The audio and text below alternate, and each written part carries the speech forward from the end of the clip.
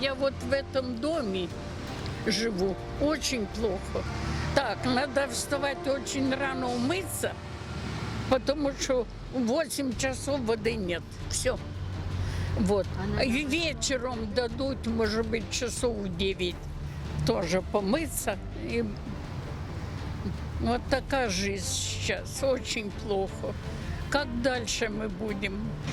Не всегда дают как положено. Ну, иногда чуть позже, чуть раньше отключают. Но мы как-то уже ориентируемся, что должны вот дать, и включаем уже, стараемся, ждем. Вода очень такая желтая какая-то, ну вот, которая с крана течет, желтая, не нравится. Эта вода, пьем только фильтрованную, а так, ну, единственное, постирать, помыть. Конечно, создает неудобства. Ничего не успеваем, все вот это стоит, ну, как бы, очень неудобно, некомфортно. Привыкли, всегда вода есть. Рыжая вода идет все-таки, мы ее фильтруем, все, осадок остается и в банке, и в емкостях, куда мы набираем, все равно остается осадок рыжий. Не успеваем вообще ничего делать. Целый день накапливается вода, ну, работа. Везде, ну, дети приходят грязные, каждый день надо стирать. Естественно, это проблема глобальная. Вода очень плохая, грязная, во-первых. Ну, покупаем. Только в технических целях используем. Так мы покупаем воду. Вода ужасная, то есть ее употреблять нельзя. То есть визуально даже. Она анализ, это брехня полная. Что там они говорят, соответствует требованиям, ничего подобного. Для себя, для внуков там покупаем воду, да, в основном такую чаще. Или берем, отстаиваем, там, чтобы она отстоялась, по крайней мере. Тогда используем для пищи, для приготовления пищи. А так, конечно, сразу никто ее не пьет, я не пью. Перекись водорода добавляю специально, чтобы немножко нейтрализовать это дело, потому что не уверены, что нам подают.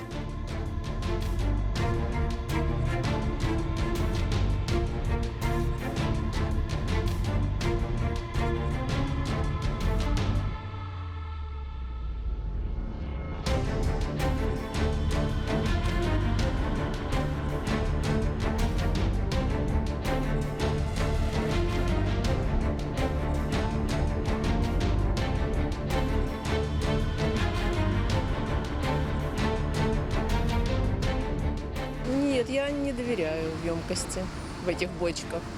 То есть я покупаю либо бутилированное покупной, либо вот из аппарата. Вот. Закупаем, да, иногда в магазинах просто тоже нет воды, нет баклажек, нет в аппаратах воды. Ребенок ходит, приходит с пустыми баклажками, потому что он пустой. То есть, видимо, перебирают люди и все. В этих емкостях техническая вода. Она предназначена там смывать туалет, помыть полы, там что-то такое. Но ни в коем случае не пищу готовить и не пить. Не совсем понимаю, откуда она и какого качества. Нет, не брали, нет, не пользовались и, наверное, не будем. Все равно даже для каких-то необходимостей мы набираем предварительно воду. Такого, чтобы с ведром ходить через весь район, наверное, нет, такого не будет. А для питья отдельно покупаем воду, конечно.